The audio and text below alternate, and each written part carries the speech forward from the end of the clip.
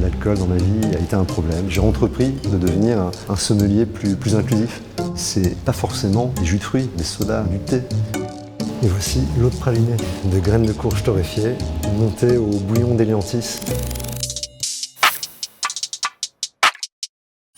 Bonjour, je m'appelle Benoît, je suis sommelier, c'est-à-dire que je suis sommelier avec des boissons sans alcool pour accompagner vos repas.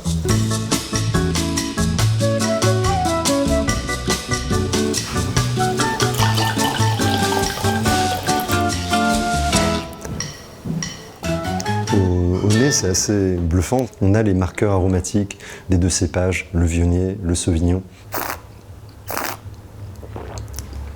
Et celui-ci, je ne vais pas le recracher.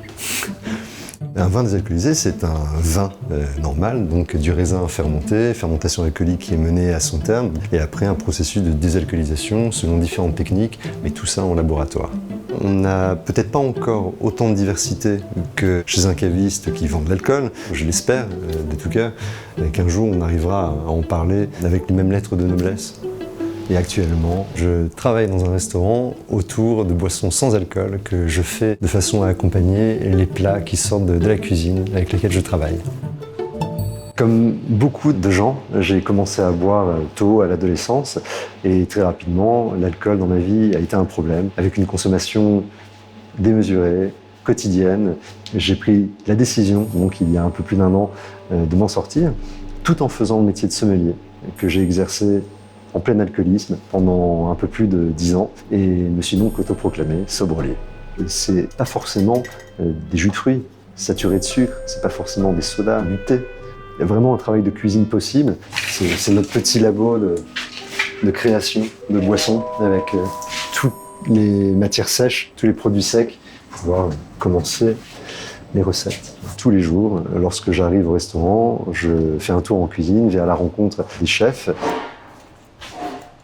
La deuxième entrée, c'est une entrée à base d'endives, amandes, algues et pomelo. Donc on a joué sur l'amertume de l'amande. Il faut qu'on fasse en fonction de ce que tu vas faire. Ce que j'avais envie de faire le faux gin. Donc pour accompagner l'endive avec les algues. Qu'est-ce que tu mets dans le gin? Il y a le trempage du riz. Oui.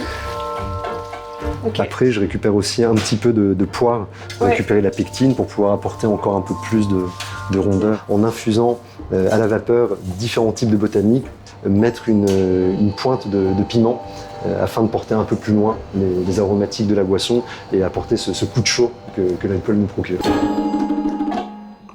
On est poussé effectivement à aller vers une consommation d'alcool, particulièrement en France, où les boissons alcoolisées sont l'expression d'un savoir-faire endémique. En tant que sommelier dans un restaurant, je ne m'adressais qu'à une portion de la population qui venait à nous. J'ai entrepris de devenir un sommelier plus inclusif. Pour votre apéro, plutôt que d'apporter une bière, un cidre ou n'importe quelle autre boisson alcoolisée, jus de poire infusé aux pommes de terre rôties et au pain torréfié, parfait pour l'apéro.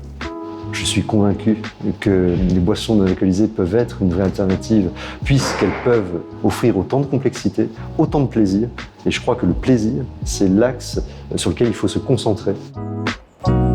Et voici l'eau de praliné de graines de courge torréfiées, montée au bouillon d'éliantis, infusée aux racines de chicorée torréfiée. Aujourd'hui, je crois, l'un des intérêts majeurs dans ce monde du sans-alcool, c'est qu'il y a un champ des possibles en termes de création, d'élaboration de boissons, qui est vaste, pour ne pas dire infini.